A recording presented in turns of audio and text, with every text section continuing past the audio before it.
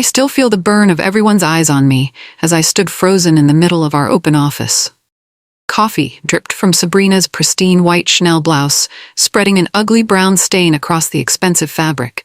Her scream pierced the silence, making heads snap up from computer screens. The office went so quiet you could hear the air conditioning humming overhead. "You clumsy, pathetic excuse for an employee," she shouted, her face twisted with rage. "This blouse costs more than you make in a week. Do you have any idea what you've done?" My hands trembled as I tried to offer her napkins. The coffee cup rolled across the floor, leaving a trail of dark liquid on the light gray carpet. 20 pairs of eyes watched the scene unfold like a car crash in slow motion. "I'm so sorry, it was an accident." My voice sounded small, even to my own ears. "An accident?" Sabrina cut me off, her voice dripping with venom. "Like your entire career here? Like the Hartwell presentation you butchered last month? This is the final straw, Meryl." Our HR director, Dana, stood nearby, arms crossed, watching silently as Sabrina delivered the final blow. "You're fired. Pack your things and be out in 30 minutes. I want your key card on my desk." The office went deadly quiet. My team members' faces showed shock and horror as I walked to my desk, legs wobbly. 11 years at Parker Media wiped away because of spilled coffee. 11 years of dedication, late nights, and successful campaigns, gone in an instant. As I packed my personal items into a cardboard box, my family photos, my plant, the award I'd won last year, I caught Sabrina's smug smile from across the room. She stood in her office doorway, arms crossed, watching me like a predator savoring its kill. That's when something inside me hardened. "She'll regret this," I whispered, just loud enough for my closest coworker to hear. 3 months before the coffee incident, I was waiting in the lobby to welcome our new creative director. Everyone buzzed with excitement. Parker Media had poached a rising star from a competitor. The elevator doors opened with a soft ding, and my heart skipped a beat. Sabrina Chen stepped out, looking polished in a tailored navy suit that probably cost more than my monthly rent. "Meryl Matthews," she squealed, arms outstretched, designer bracelets jingling. "It's been forever. Look at you." My stomach tightened. We had attended the same marketing program years ago. Back then, she was just another student struggling to keep up with assignments, always borrowing my notes before exams. Now she was my new boss. How had that happened? Her hug felt stiff, her expensive perfume almost choking me, but her smile dazzled as she introduced herself to the gathering employees. Her voice carried across the marble lobby, commanding attention without effort. "Meryl and I go way back," she announced, one arm draped around my shoulders. "I'm so excited to work with such a talented old friend. We're going to create magic together." Everyone clapped. My team looked impressed. Their usually quiet manager knew the glamorous new executive. If only they knew the truth about our past friendship. The moment I turned to lead her to the conference room, her smile vanished like a switch had been flipped. I caught her reflection in the glass doors, cold eyes, tight lips, a completely different person. She leaned close as we walked down the hallway, her breath hot against my ear. "This time," she whispered so only I could hear, "I'll win." I pretended not to understand, but my skin prickled with warning. That night, I stayed late to finish a campaign file for our biggest client, a comprehensive strategy I'd spent weeks perfecting. The next morning, I discovered it had been deleted from the shared drive. The system log showed only one other user had accessed it after midnight, Sabrina Chen. 1 week later, I presented my strategy for the Hartwell account during our team meeting. I'd spent days perfecting the approach, analyzing market trends, studying competitor weaknesses, and crafting a fresh take on their brand story that could revolutionize their market position. The conference room was packed. This was Hartwell's 3rd year with us, and they were expecting something revolutionary. "So to summarize," I said, clicking to my final slide, "this approach positions Hartwell not just as a service provider, but as an industry thought leader, with content strategies targeting 3 key demographics we've identified." I looked up, expecting questions. Instead, Sabrina tilted her head and let out a small laugh that seemed to suck all the oxygen from the room. The sound made my skin crawl. "That's cute, Meryl, but let's get real." She stood up, taking control of the room. Her red-soled heels clicked against the hardwood floor as she walked to the front. Hartwell needs something dynamic, not these. She waved her hand dismissively. Elementary ideas. This reads like a first-year marketing student's homework. The room temperature seemed to drop 10 degrees. My face burned as colleagues averted their eyes, suddenly fascinated by their notepads or phones. Ethan, our digital strategist, frowned deeply but stayed silent. I saw his knuckles whiten as he gripped his pen. "Let's move on," Sabrina continued, her voice dripping with false enthusiasm. "I have some concepts I'd like to explore instead, something with actual potential." I sat through the rest of the meeting in humiliated silence, my carefully prepared notes crumpled in my fist under the table. The strategy I'd developed through countless late nights had been dismissed in seconds. 2 days later, the entire office received an email from Sabrina to the board. My stomach dropped as I read it, disbelief turning to rage.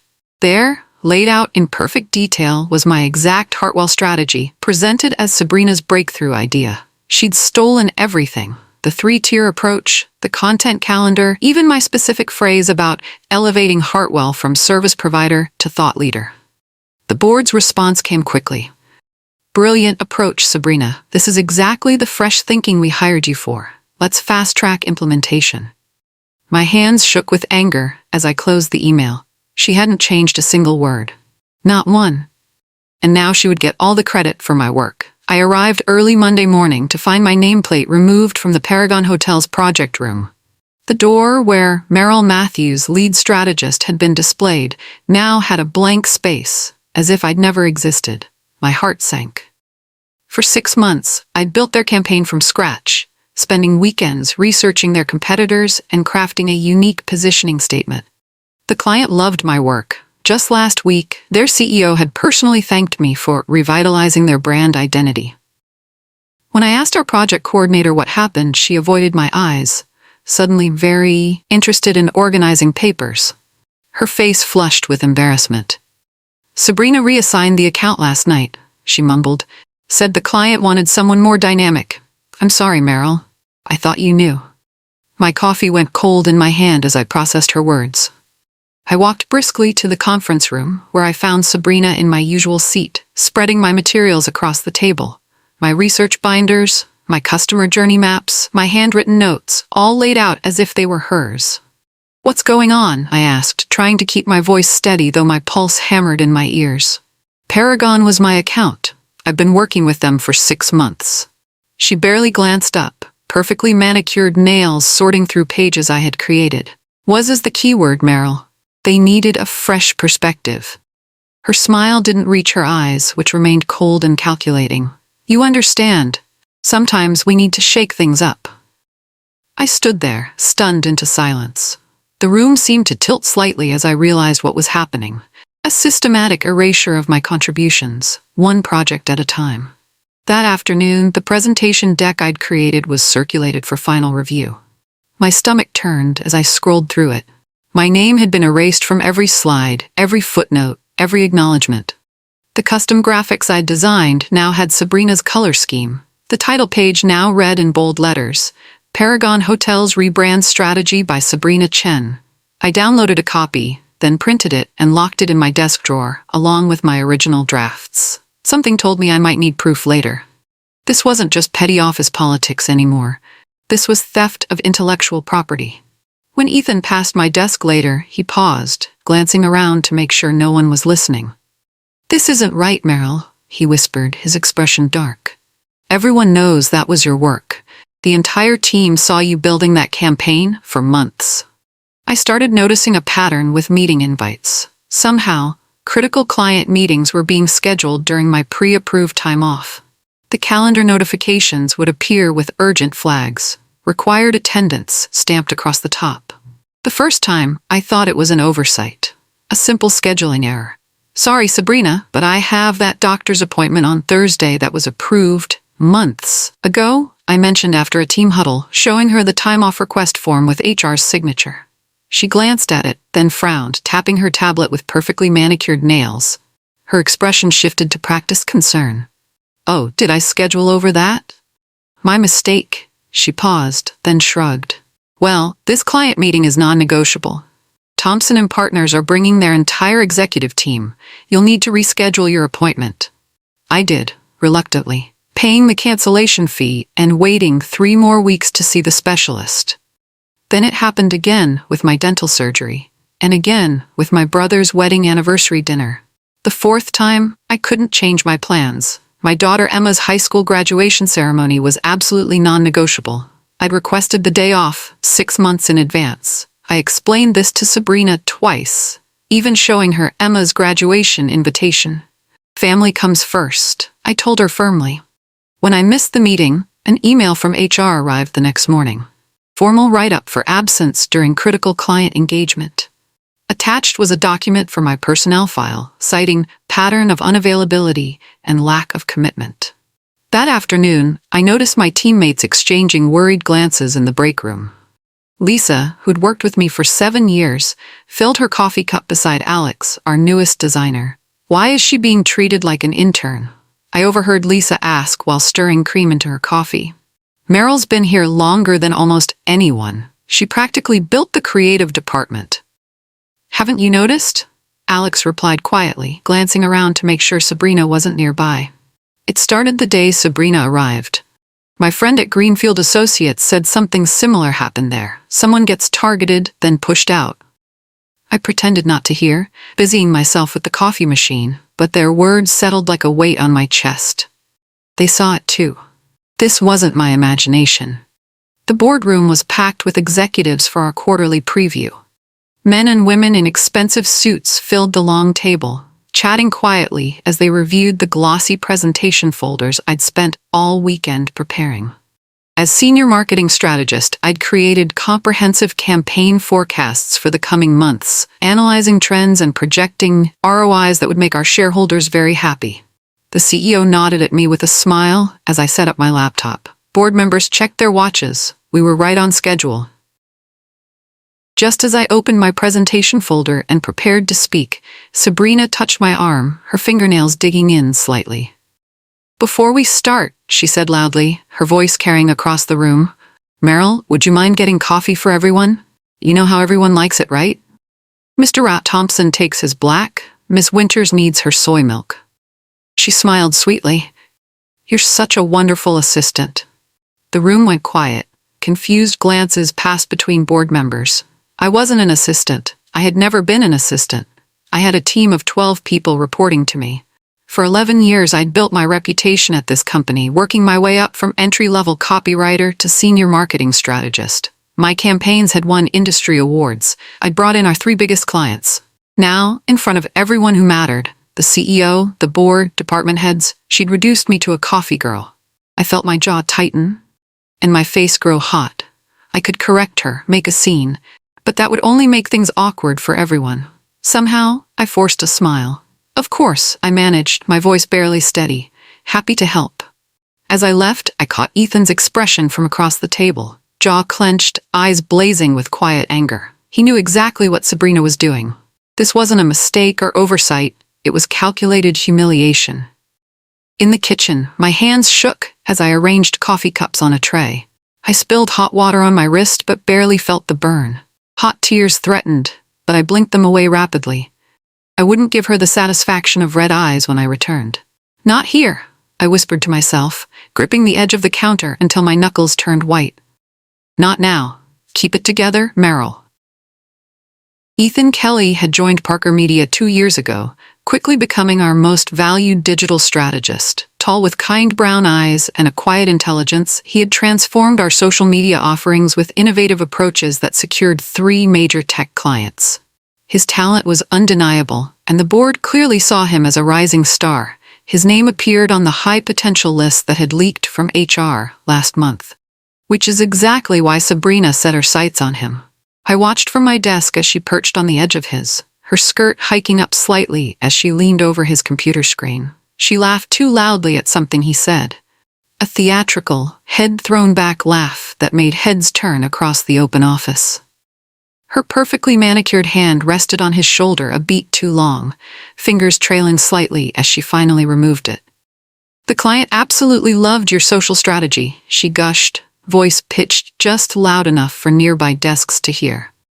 Those engagement metrics were extraordinary. We should discuss your approach over drinks tonight.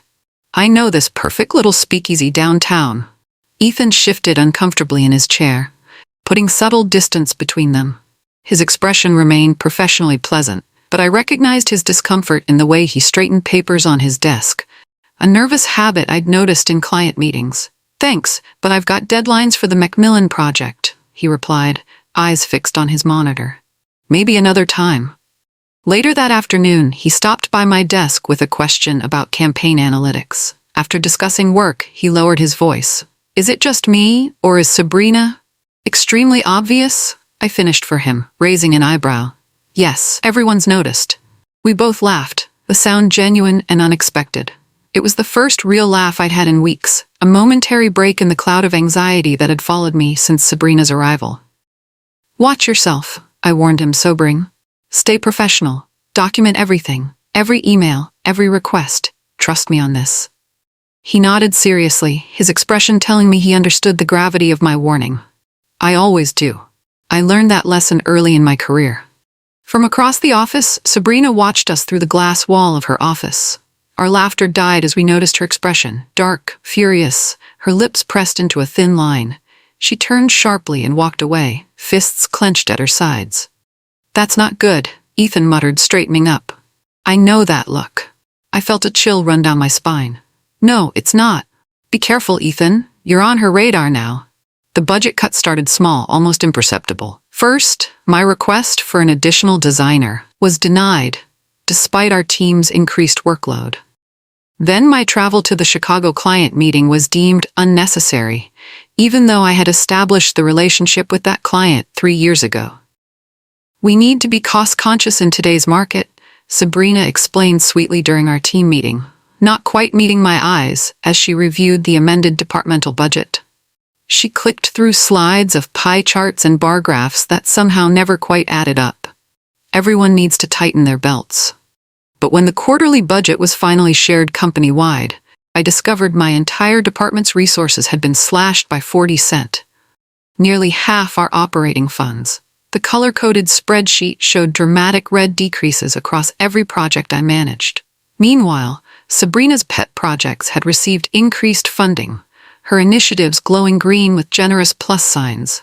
This must be a mistake, I told my team, trying to keep the panic from my voice. We had deliverables due for 5 major clients within the month. I'll talk to finance. But finance confirmed the numbers were correct and approved by upper management, meaning Sabrina. I started staying late every night, sometimes until 2 a.m., trying to deliver the same quality with fewer resources. Stretching every dollar, calling in personal favors from vendors, doing design work myself instead of outsourcing it. My team members, seeing my struggle, offered to help, working unpaid overtime alongside me, ordering cheap takeout and spreading files across the conference room floor. This isn't right, Lisa whispered as we huddled around the table, ordering dinner to the office for the 3rd night that week.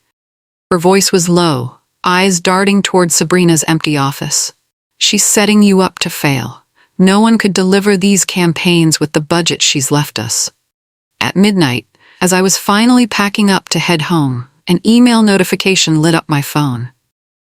It was a chain Sabrina had accidentally included me on, discussing resource allocation with the finance team. My hands shook as I scrolled through the messages from earlier that afternoon. Redirect another 15% from Meryl's projects to the Newman campaign, she'd written to the financial controller. If her team can't deliver on their commitments with the adjusted resources, we'll have cause for restructuring the department completely. The pattern was clear now. This wasn't just sabotage, it was elimination. A systematic dismantling of my position, designed to make me fail so spectacularly that firing me would seem justified. I don't know whose instructions to follow anymore, complained Alex during our Monday huddle, dark circles under his eyes as he flipped through conflicting briefs. His normally neat desk was cluttered with coffee cups and crumpled sketches. Sabrina tells me one thing in the morning, then Meryl needs something completely different by afternoon based on what the client actually asked for. I'm drowning here. The tension in our department had reached a breaking point. What was once our most cohesive team now felt fractured and confused. Projects were stalling, deadlines slipping. Team members looked exhausted, their faces drawn and pale under the fluorescent lights, caught between loyalty to me and fear of Sabrina's power to fire them. "We can't function like this," Lisa agreed, running her fingers through her hair in frustration. She'd been with me the longest. 8 years of flawless collaboration now reduced to daily confusion. Yesterday I had to redo the same graphic 3 times because directions kept changing. First Sabrina wanted blue, then green, then back to the original blue but with different fonts. I'm working until midnight every night. I felt physically sick as I looked around at my team, people I'd hired, trained, and mentored. Despite my best efforts to shield them, they were suffering. The monthly productivity reports that had arrived that morning showed our department falling behind for the first time in years. The bar graphs told a stark story. Projects delayed, costs rising, client satisfaction metrics dropping. "I'm sorry, everyone," I said quietly. "I know this is difficult. I'm trying to create some stability." But even as I spoke, my computer pinged with a calendar invite. Sabrina had scheduled a performance review for Friday, 2 months ahead of my regular evaluation cycle, which had always been exemplary. My stomach tightened as I read the meeting description. The subject line read, "Discussing recent challenges and department performance failures." As soon as the team dispersed, I forwarded the invite to my personal email and took a raw screenshot of the entire thing, including the timestamp. Then I opened a new document on my personal laptop titled Timeline of September. I was working late when raised voices drew my attention to Sabrina's office. Through the glass walls, I could see Ethan standing rigidly, while Sabrina leaned back in her chair. Though I couldn't hear their words, Ethan's body language spoke volumes, pointing at documents, then gesturing toward my empty desk. He was confronting her about me. The next morning, Ethan stopped by my cubicle. "I tried," he said quietly. "I told her what she's doing is unprofessional and damaging to the company." "What did she say?" I asked, already knowing the answer. "She claimed you're not handling pressure well. Said your performance issues started before she arrived." His expression darkened. "It's complete garbage, Meryl." That afternoon, I noticed Sabrina typing furiously in her office. Using my admin access, I checked the shared HR drive. A new document had appeared in my personnel folder. Performance concerns, Meryl Matthews. The first line chilled me. Exhibits signs of instability under stress, resistant to change and new leadership. She was building a paper trail to justify whatever came next. The annual client gala was Parker Media's biggest event, a chance to showcase our best work and mingle with industry leaders. For 5 years, I'd organized and hosted it to rave reviews. So when Sabrina called me into her office, her smile should have warned me. "Meryl, I need your special touch for the gala," she began sweetly. "You're so good with details." My heart lifted momentarily until she continued. "I'll need you to handle logistics this year. Table arrangements, name tags, coordination with catering, the basics." I blinked, processing. "But I usually present our marketing strategy showcase." "Oh, I'll handle that part," she said, waving dismissively. "We need your organizational skills behind the scenes." The night of the gala, I worked tirelessly in the background, checking tables, directing waitstaff, solving last-minute crises. Meanwhile, Sabrina shone on stage, presenting campaigns my team had created. When our CEO approached me later, he smiled kindly. "Wonderful event, as always. Sabrina has really elevated the presentation this year, hasn't she?" I forced a smile, swallowing my pride. Yes, she certainly has. The Monday morning client pitch was crucial. Our biggest potential account of the year. I arrived early, reviewing my presentation one last time. Sabrina breezed in, all smiles. "Perfect timing. The executives are here early. Can you grab coffee for everyone? Make mine a double espresso." I hesitated. This seemed familiar, too familiar. I should prepare for my segment. "We're on a tight schedule," she interrupted. "Coffee first, then your presentation." Reluctantly, I headed to the kitchen. Minutes later, I balanced a tray of coffee cups, navigating the narrow hallway toward the conference room. As I rounded the corner, Sabrina suddenly appeared, stepping directly into my path. I tried to sidestep, but there was nowhere to go. The collision was inevitable. Coffee splashed everywhere, mostly onto her pristine white blouse. Her scream seemed almost rehearsed. "You clumsy idiot, look what you've done." From down the hall, I noticed one of our senior account managers watching intently. Her eyes narrowed as she observed Sabrina's performance. The trap had been set, and I had walked right into it. "You're fired. Pack your things and be out in 30 minutes. Sabrina's words echoed through the silent office. I stood frozen, coffee staining my own shirt, the empty tray still in my hands. No investigation, no discussion, 11 years erased in a single moment.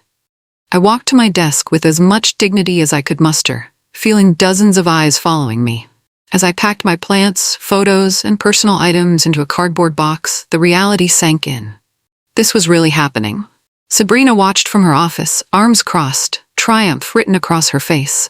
She had orchestrated this perfectly. The public humiliation, the final dismissal. The Queen had removed her rival. I took one last look around, at the team I'd built, the space I'd called home for over a decade. Then I picked up my box and walked toward the elevator. Behind me, I heard chairs scraping. Footsteps followed. I turned to see 6 team members, Lisa, Alex, and 4 others, standing up, grabbing their bags. Lisa approached. "If you're leaving, so am I." One by one, they followed me to the elevator. My phone buzzed. A text from Ethan. "You're not done here, trust me." Just 2 weeks after my termination, the cracks in Sabrina's facade began to show. Lisa, who had quit in solidarity, kept me updated through daily texts. "Total disaster today. Hartwell meeting went sideways when Sabrina couldn't answer basic questions about their campaign history. Alex would have handled the crisis, but he's gone. 3 deadlines missed this week. The Davidson account is threatening to leave. Sabrina blamed the team transition, but they're not buying it. Without me and the others who had left, the carefully balanced system I'd built began to collapse. Sabrina didn't know the clients personally. She didn't understand the intricate workflows we'd developed over years. The final blow came when creative director Marcus stormed into the CEO's office. "Either Meryl comes back, or I walk," he declared. "This department is imploding, and we all know why." His ultimatum sent shockwaves through the company. Marcus had been with Parker Media for 15 years, longer than anyone. His threat couldn't be ignored. Meanwhile, I sat in my apartment, updating my resume and ignoring calls from recruiters. Something told me to wait. "Something doesn't add up about Sabrina," Ethan said during our coffee meeting, our first contact since my firing. "Her stories keep changing." He looked tired, with dark circles under his eyes. "She claimed she led the Westfield campaign at her last job, but when I mentioned specific details, she changed the subject." I sipped my latte, considering his words. "That doesn't prove anything." "No, but this might." He slid his phone across the table. On the screen was Sabrina's LinkedIn profile, next to her company bio. The discrepancies were subtle but unmistakable. Dates that didn't align, job titles that sounded similar but weren't identical. Why would she lie about these things? I wondered aloud. "That's what I'm trying to figure out," Ethan replied. "Give me time. Everyone's asking about you, by the way. The place isn't the same." As we parted ways, he squeezed my shoulder. "Don't give up, Meryl. I think there's more to this story than anyone knows." That night, I dreamed of walking back into the office, head held high. In the dream, Sabrina's smile crumbled as she saw me. I woke up with a strange sense of anticipation. Ethan worked methodically, careful to leave no digital footprints. His friend in legal, Jamie, helped access Sabrina's hiring documents, all completely above board, just a routine audit. "Look at this," Jamie whispered, pointing to discrepancies in the application.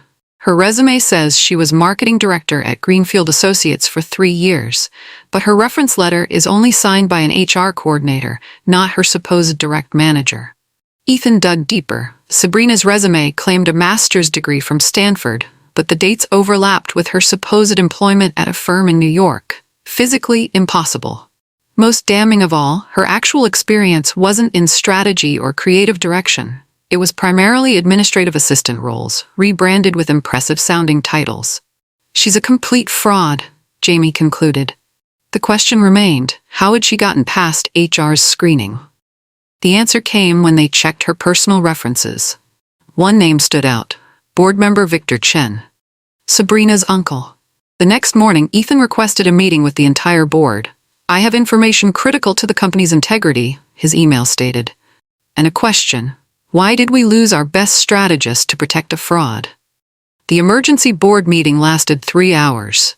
Ethan presented his evidence methodically. Falsified credentials, manufactured experience, nepotism in hiring. When confronted with specific campaign questions, she deflects, he explained, because she's never actually led these initiatives. The board members exchanged troubled glances. CEO Richard Thompson looked particularly grim. This explains the client complaints, he said quietly. We've lost 2 major accounts this month. Victor Chen sat silent, his face ashen. When directly questioned about fast-tracking his niece's application, he finally admitted the truth. She needed a chance. I never thought it would go this far. HR launched a full investigation, confirming Ethan's findings within days. Sabrina's degree was uncompleted.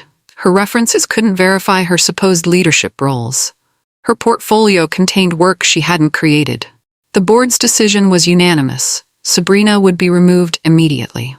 As the meeting concluded, Board Chair Eleanor Freeman made one final statement. We need Meryl back, now. No one disagreed. I was deadheading roses in my small garden when my phone rang. Unknown number. I almost didn't answer. Meryl Matthews speaking. Meryl, this is Eleanor Freeman. The board chair's voice was unmistakable. We need to talk. My heart pounded as she explained what they'd discovered. Sabrina's fraud, the nepotism, the deliberate sabotage of my position. The company wanted me back. We made a terrible mistake, Eleanor admitted, but we'd like to make it right. I remained silent, pulling off my gardening gloves. After a moment, I finally spoke. Why should I return to a company that discarded me so easily? Eleanor's response was immediate. Because we're offering a public apology, the vice president of strategy position, complete autonomy over your department, and triple your previous salary. I nearly dropped the phone. And, she continued, the 6 team members who left with you will be offered their positions back with substantial raises. We value loyalty, Meryl, especially now that we've seen the cost of its absence. I looked at my half-pruned roses, thinking of the team that had stood by me. They deserved better. We all did. I'll accept, I said finally, but I want everything in writing by tomorrow. The elevator doors opened to the familiar sight of Parker Media's lobby. I stepped out wearing a new red blazer, confidence in every step. The whispers started immediately. Heads turned. Then someone, I think it was Marcus, began to clap. Others joined in until applause filled the entire floor. My team members rushed forward, surrounding me with hugs and relieved laughter. Many had tears in their eyes. Lisa couldn't stop grinning. The reign of terror is over, she whispered. From the corner of my eye, I spotted Sabrina standing near the wall, clutching a clipboard. Her designer outfit was gone, replaced by a simple blouse and pencil skirt. Her expression was a mixture of shock and defeat. As the celebration continued around me, CEO Richard approached with an outstretched hand. Welcome home, Vice President Matthews, he said loudly enough for everyone to hear. Your office is ready. I accepted his handshake, noting how he couldn't quite meet my eyes. He knew how badly the company had failed me. As I walked toward my new corner office, Sabrina's former space, I felt a strange mixture of satisfaction and peace. The view from the top would be sweet, but sweeter still was the loyalty that had brought me back here. Sabrina sat rigidly in the conference room as HR Director Dana explained her options. Given the circumstances of your hiring and subsequent performance, Dana said carefully, the board has decided to offer you 2 choices. I watched through the glass wall, not taking any pleasure in Sabrina's distress, but needing to witness this resolution. Option 1, resignation, effective immediately, with a standard reference confirming only your dates of employment. Sabrina's chin lifted defiantly. Option 2, Dana continued, reassignment to an administrative assistant position in the records department. Your salary would be adjusted accordingly, and the demotion would be permanent and documented. The color drained from Sabrina's face. For someone who had lied her way to the top, either option meant career devastation. Resignation would raise questions in future interviews. Demotion would mean daily humiliation. After a long silence, Sabrina's voice came out barely above a whisper. I'll take the demotion. As she left the conference room, our eyes met briefly. The pride that had fueled her vendetta against me had crumbled, leaving nothing but hollow defeat. I didn't smile. I didn't need to. We both knew who had truly won. My first task as VP of Strategy was rebuilding the department Sabrina had torn apart.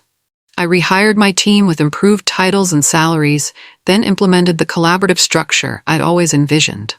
No more siloed information, I explained during our first meeting. Knowledge is shared. Credit is given where it's due. We succeed together or not at all. The relief on everyone's faces was palpable. The fear that had permeated the office under Sabrina's leadership melted away. Within weeks, our productivity soared. 2 lost clients returned after hearing of the changes. My team worked with renewed energy and trust. Trust in each other, trust in me, trust in the future we were building. One afternoon, Ethan knocked on my office door with news. "I've been offered the director position for our New York expansion," he said, looking both proud and conflicted. "They want me to build the digital team there from the ground up." My heart sank, though I kept my expression neutral. Ethan had become more than a colleague during our shared ordeal. "That's amazing," I said sincerely. "You deserve it." He nodded but hesitated in the doorway. "I haven't accepted yet." I told them I needed time to think. I stepped into the elevator, arms full of presentation materials. Just as the doors began to close, a hand shot out to stop them. Sabrina slipped inside, eyes downcast. For 3 floors, we rode in awkward silence. She looked different now, the designer clothes and perfect makeup replaced by a simpler style. The clipboard she clutched had Records Department printed on the back. Just before the 6th floor, she hit the stop button. The elevator jolted to a halt. "I lost everything," she whispered, voice cracking. "My reputation, my career path, my family's respect, all because I was trying to be you." I stared at her, confused. "Back in marketing school," she continued, "everyone talked about Meryl Matthews, the quiet genius, the natural strategist. I spent years trying to compete with your shadow." Tears streaked her makeup. "I thought if I could just replace you, I'd finally prove myself." As she reached for the button to restart the elevator, I touched her arm. "I never wanted your war, Sabrina. You declared it alone." I paused, then added softly, "I hope you've learned from this. I hold no grudge against you." The doors opened, and we went our separate ways. Ethan accepted the New York position. His last day arrived too quickly, marked by a department lunch where everyone shared stories and well wishes. Afterward, we walked to a nearby cafe, our own private goodbye. "Parker Media won't be the same without you," I admitted as we claimed a corner table. He smiled, stirring his coffee thoughtfully. "They have you. That's what matters most." We talked about his plans for the New York office, my vision for the restructured department, professional topics that safely avoided the unspoken connection between us. As we prepared to leave, he handed me a sealed envelope. "Don't read this until tomorrow," he instructed. "After I'm gone." I nodded, slipping it into my purse. We hugged briefly in front of the cafe, the embrace lasting just a moment too long to be purely professional. "Thank you," I said simply, "for everything." He smiled one last time. "You never needed anyone to save you, Meryl. You saved yourself." I watched him walk away, the envelope weighing heavily in my purse. Whatever it contained would have to wait, as promised. That night, I dreamed of New York skyscrapers and missed opportunities. 6 months after my return, Parker Media was transformed. My team flourished under the new structure. Client retention reached an all-time high. The toxic culture Sabrina had cultivated was replaced by collaboration and recognition. New hires received an orientation that included my story, not as gossip, but as a case study in resilience and ethical leadership. "Document everything" became an unofficial motto. Our campaigns won industry awards. My keynote address at the marketing summit drew record attendance. For the first time in my career, I embraced the spotlight instead of hiding from it. One evening, scrolling through LinkedIn, I decided to share something personal. I wrote about my experience, without naming names, and ended with, "Know your worth. If they don't, walk." The post went viral overnight. Messages flooded in from people sharing similar stories, seeking advice, thanking me for speaking out. I hadn't planned to become an advocate for workplace justice, but something had shifted inside me. The woman who once accepted coffee orders in silence now had a voice that carried. And surprisingly, I was no longer afraid to use it. In the records department, Sabrina kept her head down, doing her work quietly. Sometimes I thought I saw a flicker of understanding in her eyes when we passed in the hallway. 1 year to the day after the coffee incident, I finally opened Ethan's letter. I'd kept it in my desk drawer, not quite ready to read his final words. The paper crinkled as I unfolded it, his neat handwriting filling the page. Dear Meryl, by the time you read this, I'll be settled in New York. I wanted to tell you something I couldn't say in person. When Sabrina was systematically undermining you, I watched you respond with dignity instead of desperation. When she stole your ideas, you created better ones. When she tried to humiliate you, you showed grace. You never needed to fight like them to win. That's why you did. The distance between us is temporary. New York isn't that far. Until then, Ethan. I traced my fingers over his words, smiling softly. Then I tucked the letter away and turned to the window of my corner office, gazing at the city below. The journey had changed me, hardened me in some ways, softened me in others. I was no longer the woman who apologized for taking up space. Let them underestimate me, I whispered to my reflection in the glass. That's how I win. In the distance, storm clouds gathered. But this time, I wasn't afraid of what was coming. I was ready.